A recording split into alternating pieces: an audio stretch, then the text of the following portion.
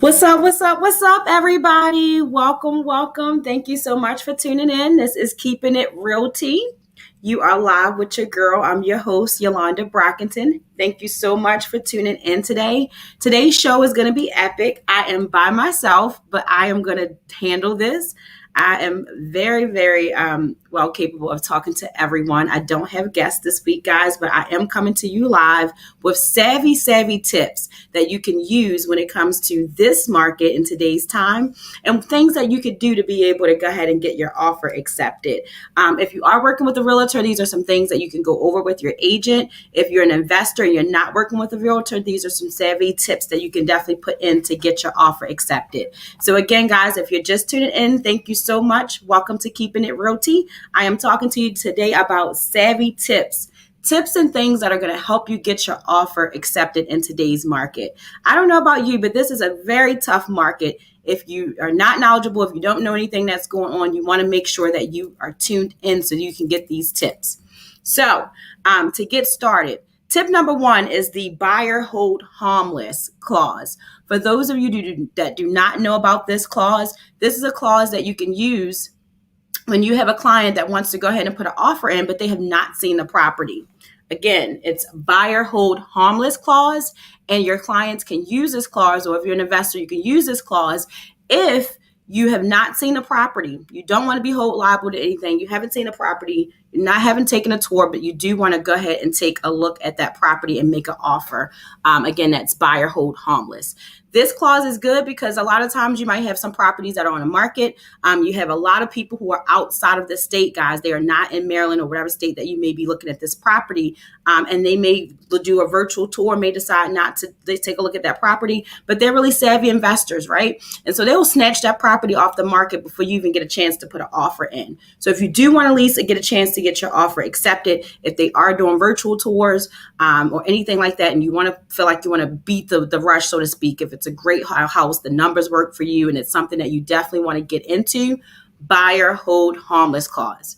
Another thing you could do that people do not know about, some people use it. I use it for a lot of my investors, right? So if I have an investor client and they're really interested in this property, I have used it for personal clients as well, but it is the price escalation clause. For those that do not know about that clause, I'll explain it to you. It's a great option to put into.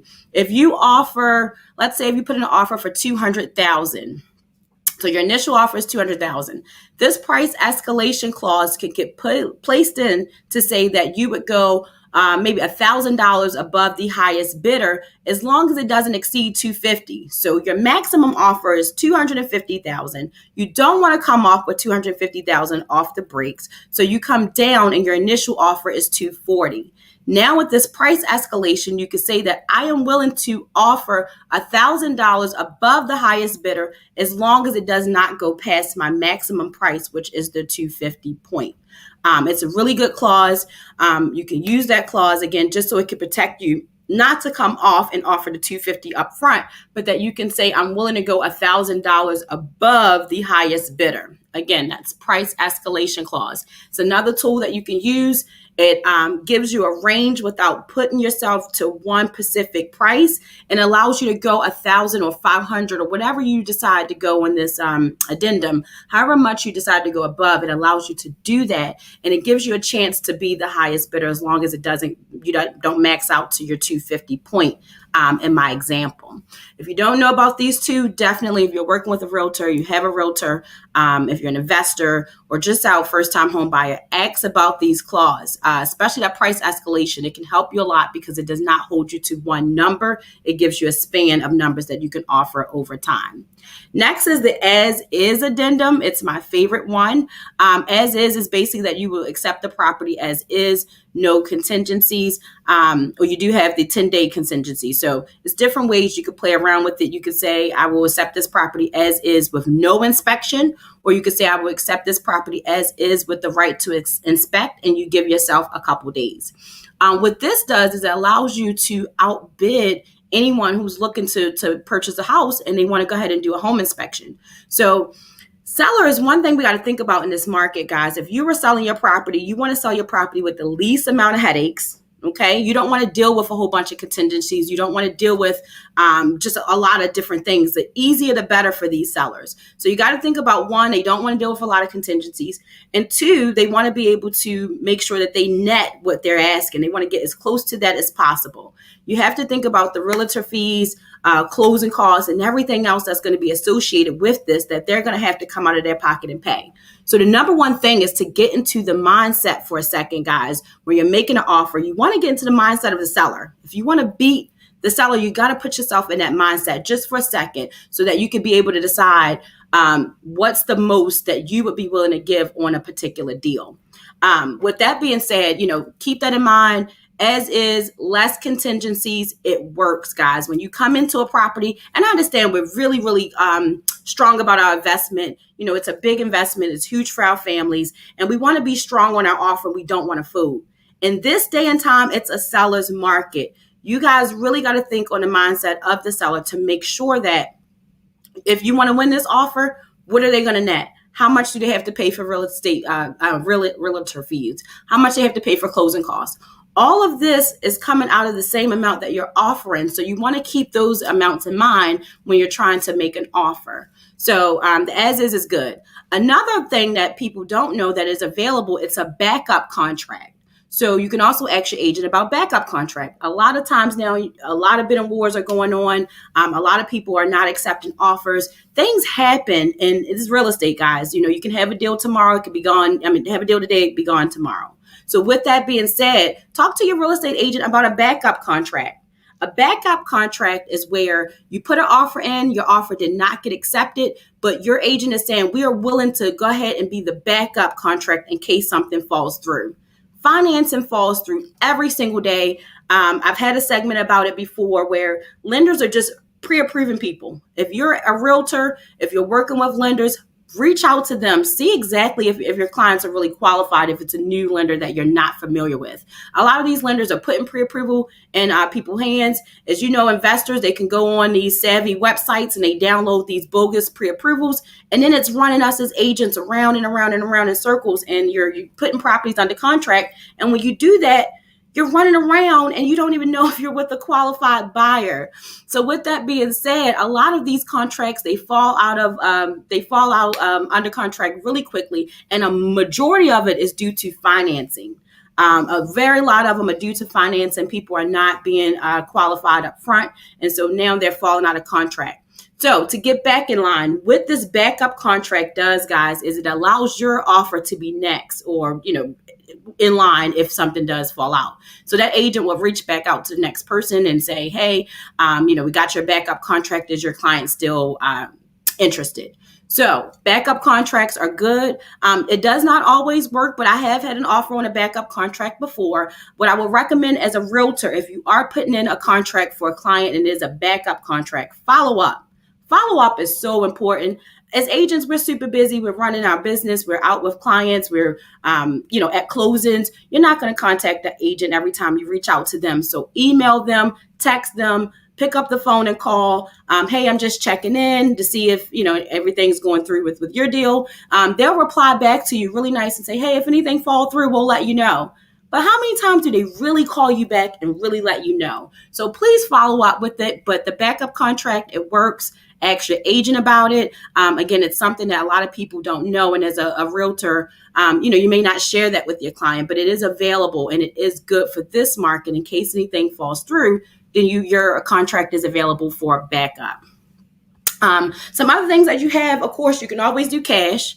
Cash is king, right? So if you offer cash in your offers and you offer to close quick, that's another thing. If you're closing in less than 30 days, you can easily beat out a lot of these loans. A lot of loans, they need 30 to 45 days, sometimes 60 if they're with grants. And so it takes longer to close. So if you're offering to pay cash, if you have the cash, and if you're offering to close quickly, those are two things that I just shared that can also help you get your offer accepted. So one, closing early.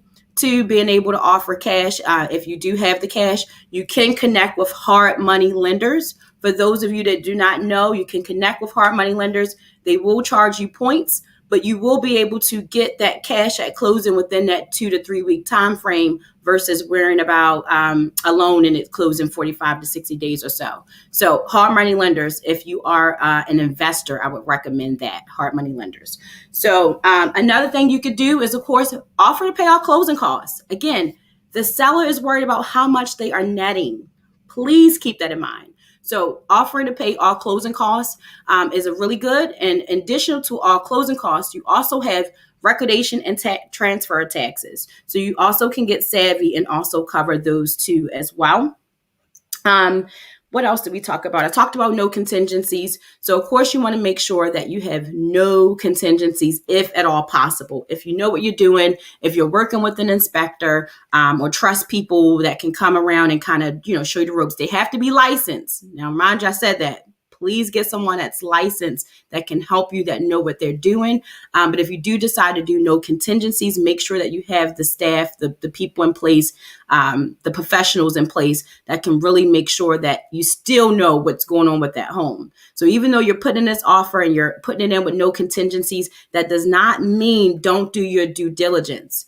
It is still your due diligence as a buyer, as a realtor, as an agent to protect your client. So with that being said, if you do put an offer in and it is as is, again, you have as is with the right to inspect, or you have as is with not inspecting. Whichever you choose to do that to strengthen the offer, make sure you still get your home inspection. Of course, you're saying I'm going to accept the home without an inspection, but that does not mean that you don't still get an inspection, so you can still know everything that's going on with that home. You just are not able to go back to the seller and say, hey, can you fix A, B, and C? Because you've already given up that right with the as is in the beginning. But it does allow you, again, to get your offer accepted. So following today's show, again, if you're just tuning in, I'm talking about different ways that you can get savvy here today in this market. It's a seller's market, so you want to be savvy as possible. In the seller's market, it's not really much room for negotiation. They are not doing seller's help. Seller's help at one point was really vital. I get a lot of clients now, and they're like, oh, well, what about seller's help? Or you may have lenders that say, oh, well, your client needs, 4 to 6% seller's help. Right now, I have not seen within the last year seller's help even being an option. If you guys are just joining me, this is Keeping It Real Tea. It's your girl, Yolanda. I appreciate you guys for tuning in, and I'm just talking about savvy tips today. Savvy tips in getting your offer accepted. Again, it's a seller's market, guys, so you want to make sure that you are being very, very savvy with your tricks and things that you're doing. Another tip that I'm going to share with you guys that you can do, I personally do for my clients, it has been working, and that's include a personal letter. Some people don't want to be personable nowadays, but your story can really change the dynamic of the seller. A lot of sellers, they've been in these homes for a very long time. These homes are dear and true to their heart, and they want someone in their home that they know is going to take care of their home. They want to see that next family be able to come into their home and live into their home. So if you are a family, or even if you're single, but take a picture. If you have a dog, take a picture of your dog. Take a picture of things that can make it relatable to you. I had a client who was relocating, and my client chose to go with this person because they were relocating from New Jersey, coming to DC, and they saw the just travel time that they took to get down here. But in listening to their story, although they did not provide a letter, but in seeing their story, he went with them because they were more showing that their story made a difference. They traveled from Jersey. They were staying in a hotel, was trying to find, a quick place to stay, just got accepted a new job. Everything's new and fresh. Well, he had 5 other candidates. But because this one particular person came from Jersey, came to DC, stayed for about a week, and just wanted to find a place before going back home for the new job, they were the ones that got chosen. So I say all of this to say, definitely include a letter. Be personable. These sellers, they will never get a chance to actually talk to you one-on-one because they may be talking through their realtor. If you're an investor and you're direct to seller, be personable. A lot of people will not do business with you because of the business you're in. They're going to do business with you because of the person you are, your personality. There are many agents out here, but what separates me from everybody else? What separates you of your agent from everybody else? You have to really think about that in life. What separates us from the other person? And you utilize that because that's your gift. That's your tool. That's what you have. And so to get back into the game with these sellers, you got to do the same thing, guys. You got to get personable with them. If you can submit a letter, submit information about your background, include a picture, those help. I have gotten 2 offers accepted like that. And one of my clients right now is enjoying their very nice pool with their family. They deserve that house, beautiful house. And we got outbid the whole 2 months. We looked for homes, 2 months, and we were outbidded. We were tired. You get exhausted. The client doesn't want to look anymore. And I said, include a letter. Let's just put this letter in there. This letter is going to, make it heartfelt. Talk about your family. Talk about how many children you have. Provide a, picture of you guys and your dog. And I will tell you, when the listing agent called me back, the first thing that she said was that they looked at the letter and they fell in love with the letter. And what she called it was a love letter. So with that being said, don't be afraid, guys, to write a love letter to these sellers. Let them know, I loved your home. I enjoyed your home. Beautiful home. Something about the neighborhood that you may remember or liked, or remember something that was in the home. Oh, the fireplace that was down the basement was, really beautiful. I can see myself reading a nice book and being cozy there, in the afternoon. Something that can just make them feel like you took your time to write a letter. You took your time to remember some things that was in their home, and then put that back into the letter. That is definitely going to help you with getting your offer accepted. We talked about sale financing as far as cash. Obviously, if you have to do a loan, try to close that within 30 days if you can. Grants and stuff are great. You guys know I had a segment. I talked about grants all the time. I believe in that free money. Okay. Free money. Go get you some. But with that being said, in this seller's market, if you really want your offer to win, I'm not saying don't go after the grants. If you got to go after the grants, do what you have to do. But the grant money, and it will take up time and just slow the process of you getting your offer in and accepted. When these sellers see those that you may need grant assistance, they may be more not willing to accept that offer. And that's their right to choose, because they're under contract 45 days, 60 days. Sometimes you got to extend the contract. I actually just lost a deal because of a needing grant money. And that was you got to learn how to cut your emotions off really quickly. I've worked on that deal for about 2 months and got 2 extensions, and then it got cut off for grant money. So you don't want to rely on grant money in this seller's market. It is good, but you don't want to rely on grant money. You don't want to rely on seller's help. The only way you could probably get seller's help now is if a house has been sitting on the market for probably like 60 days or so, and someone's just really motivated to sell. So don't take offense to what I'm saying, but if you do want to use grants, try to look at some homes that have been sitting on the market for a little while. Those sellers are more willing and they're more motivated to sell, and they're more motivated to want to give you seller's help. If a house just got on the market and it's hot, it just hit the market, let's say today, that seller is not going to be willing on day one to, number one, lower their price, and then number two, to give you seller's help. Because keep in mind, when a seller's offer, not seller offer, but when a seller gives a buyer seller's help, that is taking down their net price. Remember, I told you, a seller is always interested in how much they can net. They don't care about anything else. They don't care that you don't have enough money to close. The next person with the contract does. So keep that in mind. If you're asking for seller's help, you're now taking the offer price and you're minusing the realtor fees, minus the closing costs, and now minus that seller's help that you're asking. So that's continuing to take that seller down. If you're going to ask for seller's help, and this did not work for me, but I felt like this was very strategic, so I will still share because it may work for someone. But if you do really need seller's help, let's say if a person is pre-approved for $200,000 and you're looking at a house that is $120,000, so you got $80,000 left. You can bid on that home. Now you could offer maybe 140. Okay, house is 120. You're going to offer 140, so you're going to give them 20,000 above asking price. And then let's say if you need 3% seller's help, so then you just back out that, let's just say $3,000 that would be needed. So that might be something that might be doable, where you are going 20,000 above, but you're asking for seller's help. So if you're giving them 20,000, mind you, the seller's help we said was 3,000. So you back out that 3,000. So that seller is still netting 17,000 above asking price. Keep in mind that did not work for me in this market. I've tried it. I tried to go above asking price because my clients did need seller's help. We finally did get into an agreement with someone who did eventually accept the seller's help. But I think it is strategic to get creative in what we're asking when it comes to the clients and offers. So something like that might work for someone where you go above, you need seller's help, and you can kind of meet them in the middle where they're still getting what they need. But the aha to that is this. When you do offer, guys, above asking price, which has been happening all of this entire market, seller's market, since the pandemic, we've seen this. What happens is you want to be careful if you are offering above asking price, because you want to make sure that you still may have some equity in the home. It is not smart to offer above asking price and then you get into a house and you have no equity.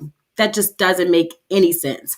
And a lot of times people are doing this because what happens, guys, you have clients that are out, they're looking for property, and they get tired after a while. They get tired of hearing your offer was rejected. They get tired of looking at homes. They get tired of, just ripping, running. No one's accepting their offer. They're exhausted. So then when you start getting tired, you start getting exhausted. What happens after that? You get desperate. So now every house you see, oh yeah, just put the offer in. Oh yeah, just do this. Okay, yeah, give us 20,000 above. Do blah, blah, blah, blah. And you're just ripping, running because you're just tired.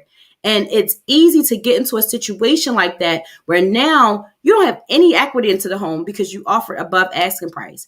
And majority of the times, can happen if you're offering cash or you decide to pay the difference. But keep in mind, a lender is not going to loan you more on the home than what it's worth. I'll say that again. A lender will not loan you more on the house than what it's worth. So if you have a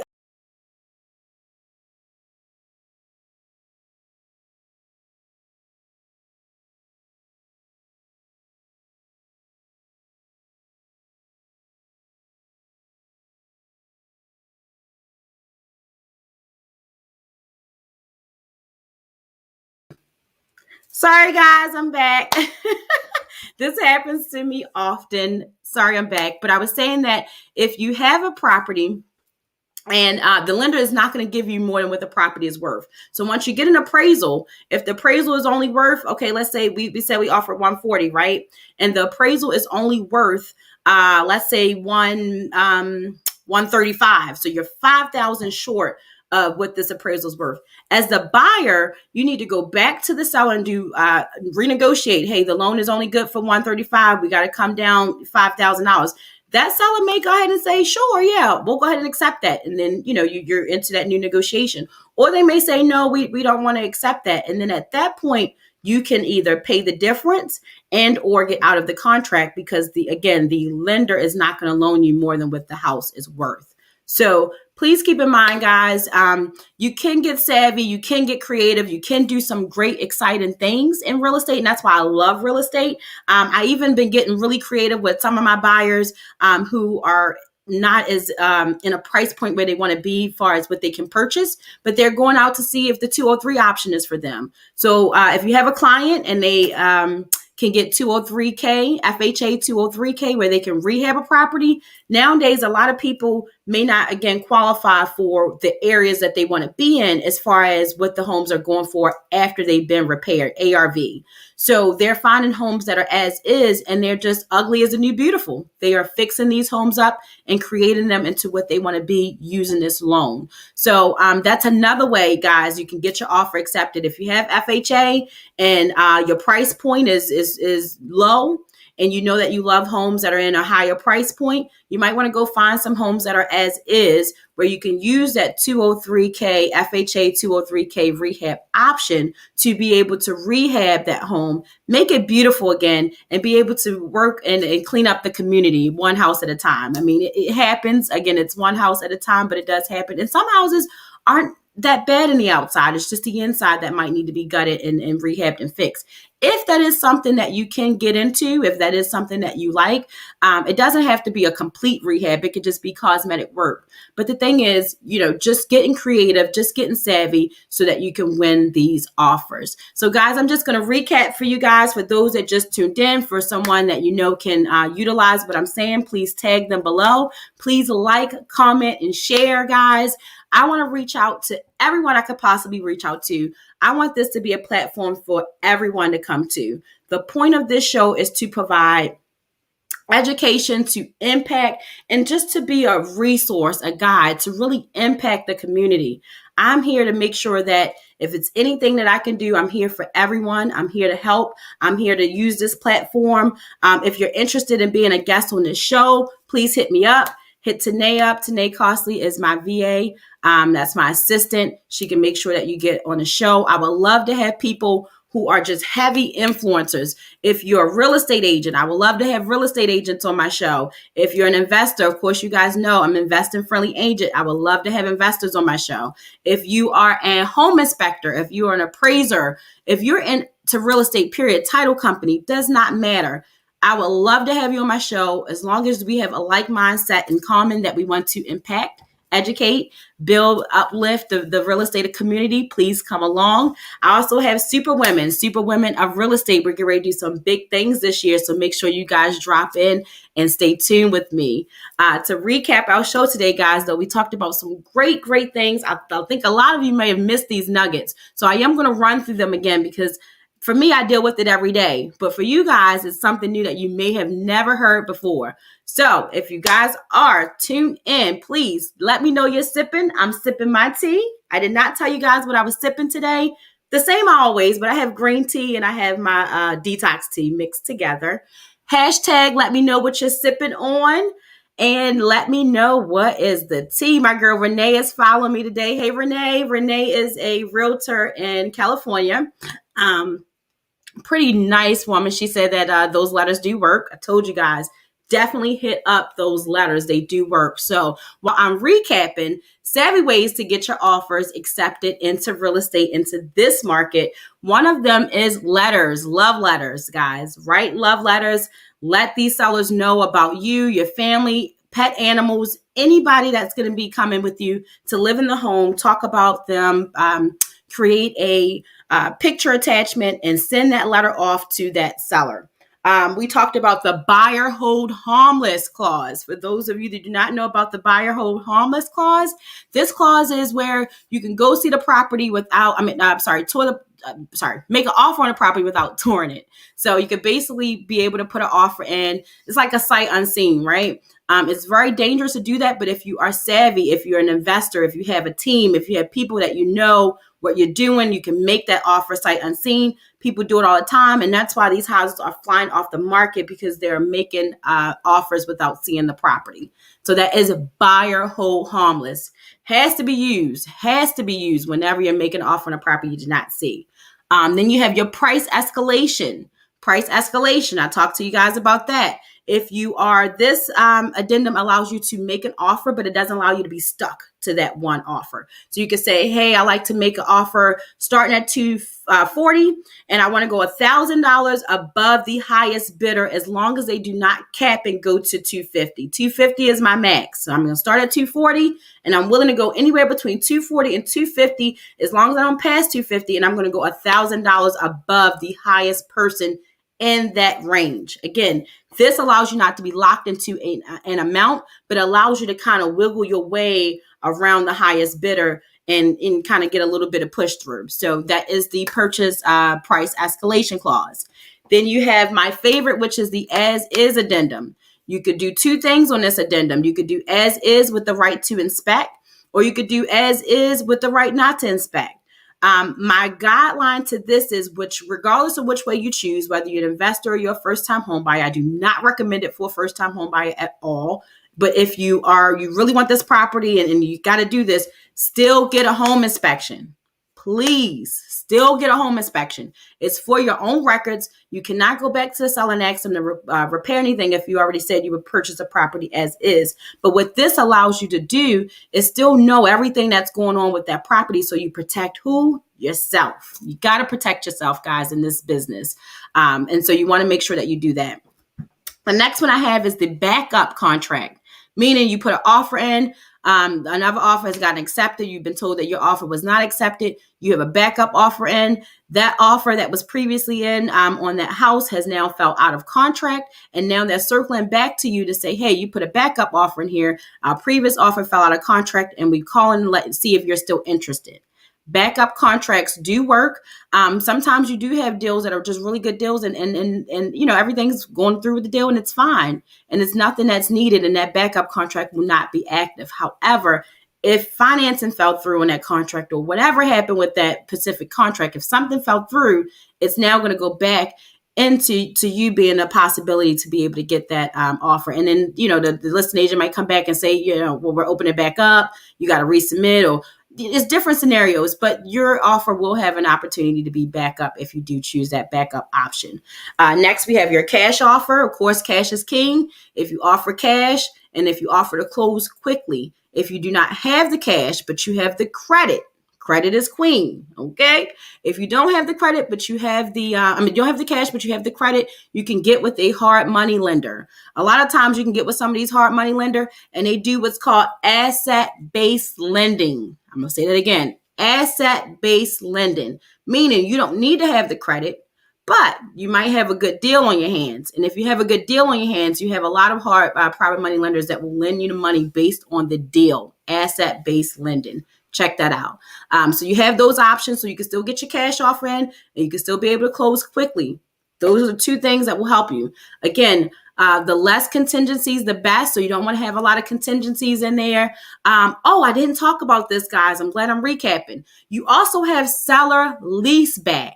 For those of you who do not understand what a seller leaseback is, a lot of times people are selling their homes, and they're selling their homes upon them finding another home. So what you could do is, once you settle on your home, you can go ahead and then lease back or rent back that property to them for another month or two so that they could be able to find their home. That would then put some extra cash into your pocket. You've closed on your home. You did a lease back. You could charge them, whatever the rate is, $1,500, $2,000 a month.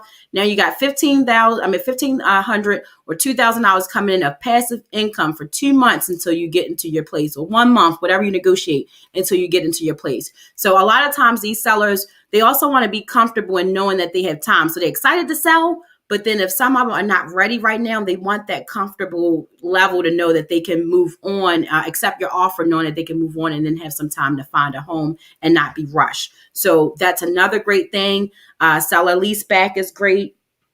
And then also paying closing costs. So paying closing costs, paying recordation fees, taxes and transfers, it all works, guys. The biggest nugget for today is to put yourself in the seller's mindset just for a second, so that you can make sure you see what exactly is being net, because that is what the seller is most concerned about. So when making your offers, guys, keep all the tricks and tips that I shared with you guys today in mind, as well as if you were the seller and you wanted the highest net, keep in mind you're paying realtor's fees. If you don't know, realtor fees is 6% of the deal, unless you only have one realtor involved, and it's 3% of the deal, and or whatever's negotiated in that contract between the listing agent and the seller, whatever they agreed to pay the realtor up front before the house even got listed on the market, that amount would be given. So on a typical deal, it's again 6%. But if you do see a listing and it tells you how much they're paying the realtor's fees, then you'll be able to subtract that from that amount. So that way you could just make sure you're keeping in mind closing costs, realtor fees. If you do need to ask for seller's help, please keep my trick in mind. Offer more, so that way when you're asking for help, it kind of gets you halfway in the middle, possibly. It did not work for me, but it could possibly work. If you keep trying at that, that's a really good trick. And that's it for me today, guys. I appreciate you guys staying tuned. I appreciate all the support. I just want to shout out real quick my Superhuman family. You guys are just a total blessing to me. I appreciate you guys every time. Always support, and I never have to worry, question anything. It's just always love. And I so appreciate you guys. Shout out to my mother and my kids and my family for allowing me to do what I do. Life is just good, but you got to always be able to appreciate the people that take care of you and let them know that you appreciate them. So I want to appreciate you too, Tanae. Tanae holds me down. She's the best assistant I have ever had in my life. I wouldn't even be here today and be as organized as I'm trying to get if it was not for her. So I appreciate you guys. Shout out to you guys for just being amazing and keeping it down with me today. Thank you so much. Please always keep it real with me. Keep it into Keeping It Real Tea. I love you guys. You guys be safe. Peace.